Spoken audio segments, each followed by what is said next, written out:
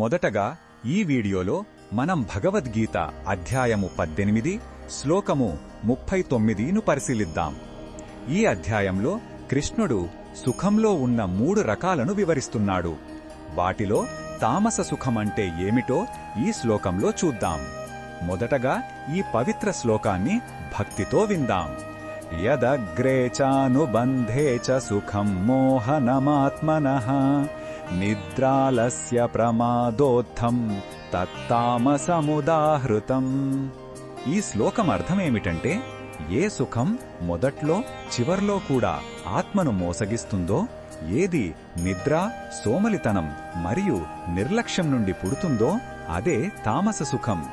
ఇది నిజమైన ఆనందం కాదు, కేవలం మనల్ని మన కర్తవ్యం నుండి దూరం చేసే ఒక మత్తులాంటిది.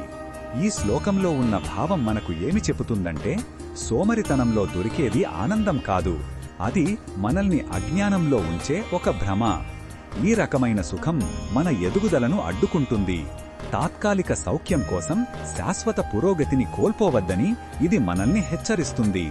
ఈ బోధనను మన దైనందిన జీవితంలో ఎలా ఉపయోగించుకోవచ్చంటే, పనులను వాయిదా వేయడం, అతిగా నిద్రపోవడం వంటి తామసిక లక్షణాలను గుర్తించాలి.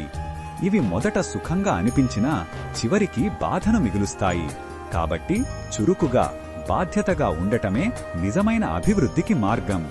మరిన్ని భగవద్గీత శ్లోకాల అర్థాన్ని తెలుసుకోవాలంటే మా తదుపరి వీడియోలను తప్పకుండా చూడండి.